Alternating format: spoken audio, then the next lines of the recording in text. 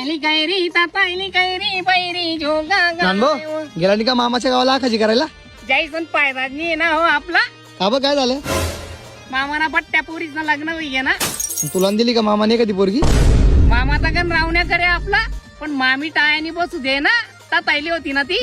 ओ बापरे. नानभो चल ना सरपंचन घर डाव पडेल ना.